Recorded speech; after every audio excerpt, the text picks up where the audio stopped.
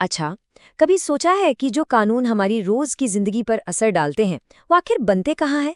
चलिए, आज बात करते हैं भारत की सबसे ताकतवर संस्था की, हमारी संसद की। तो चलिए, एक बहुत ही बड़े सवाल से शुरू करते हैं। आखिर भारत में असली पावर किसके हाथ में है?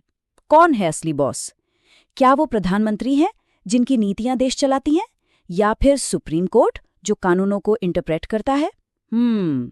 जवाब शायद वो नहीं है जो ज्यादातर लोग सोचते हैं। वो जवाब है संसद। और इसकी ताकत छिपी है एक शब्द में, संप्रभुता। मतलब कानून बनाने की सबसे बड़ी अल्टीमेट अथॉरिटी संसद के पास है। हाँ, एक बैलेंस जरूर है। सुप्रीम कोर्ट ये देखता है कि कोई भी कानून संविधान के बेसिक स्ट्रक्चर के खिलाफ ना जाए, लेकिन देश को किस दिशा में ले जाना है, ये तय करने की असली शक्ति वो संसद के ही हाथ में है। तो सवाल ये है कि इतनी पावरफुल बॉडी काम कैसे करती है? हम सब ने दो सदनों के बारे में तो सुना ही है, लोकसभा, राज्यसभा। लेकिन कहानी में एक तीसरा बहुत जरूरी हिस्सा भी है, जिसके बिना कोई भी कानून बन ही नहीं सकता। चलिए, इसके इन तीन अंगों को समझते हैं। तो ये है संसद के तीन अटूट अंग, राष्ट्रपति, लोकसभा और राज्यसभा।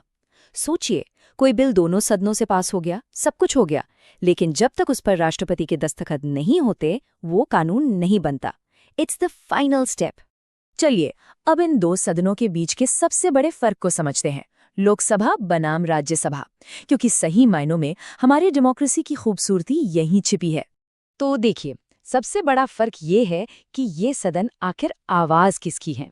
लोकसभा है लोगों का सदन, मतलब यहाँ बैठने वाले एमपीज को हम सब सीधे वोट देकर चुनते हैं, हमारी आवाज।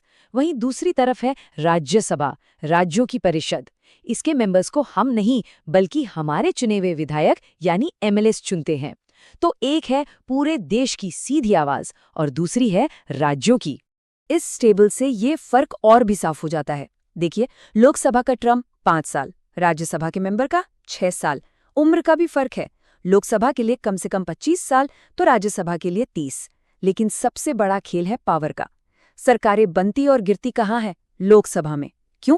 क्योंकि जो काउंसिल ऑफ मिनिस्टर्स है वो सिर्फ और सिर्फ लोकसभा को जवाब देती है, और बस इसीलिए लोकसभा को ज्यादा पावरफुल माना जाता है। तो ये बात याद रखने वाली है। भले ही इसे कभी-कभी लोअर हाउस या निम्न सदन कह दिया जाता है, असल में लोकसभा ही फर्स्ट हाउस है। क्यों? सीधी सी बात है, क्योंकि वो सीधे लोगों की मर्जी को दिखाती है और सरकार की जवाबदेही सिर्फ और सिर्फ लोकसभा के प्रति होती है। ओके, तो एक मिनट, अगर लोकसभा ही इतनी पावरफुल है और सरकार उसी को जवाब देती है, तो फिर राज्यसभा की जरूरत ही क्या है? अच्छा सवाल है। चलिए देखते हैं कि इसका रोल कितना यूनिक और कितना जरूरी है। यहाँ एक बड़ी दिलचस्प पहेली सामने आती है। अभी हमने कहा कि राज्यसभा के मेंबर का टर्म 6 साल का होता है, तो फिर ये सदन परमानेंट या स्थायी कैसे हुआ? ये कभी भंग क्यों नहीं होता? मतलब क्या सारे मेंबर्स एक साथ रिटायर नहीं होते? नहीं, और इसका राज छिपा है इसके बड़े ही स्मार्ट सिस्टम में। देखिए, राज्यसभा के सारे मेंबर्स कभी भी एक साथ रिटायर नहीं होते। ये एक तरह का रोटेशन सिस्टम है। होता यह है कि हर 2 साल में इसके 1/3 मेंबर्स रिटायर हो जाते हैं और बस उतनी ही सीटों पर नए मेंबर्स चुन लिए जाते हैं। ये साइकिल चलती रहती है। तो इस कमाल के सिस्टम का आखिर मकसद क्या है? सिर्फ एक शब्द, कंटिन्यूटी, यानी निरंतरता। जरा सोचिए, जब लोकसभा चुनावों के लिए भंग हो जाती है, देश में एक वैक्यूम सा बन जाता है। तब देश के जरूरी काम कौन देखेगा? बस उसी वक्त राज्यसभा वो संस्था है जो ये पक्का करती है कि देश का काम ना रुके। ये हमारे डेमोक्रेसी का एक तरह से सेफ्टी नेट है।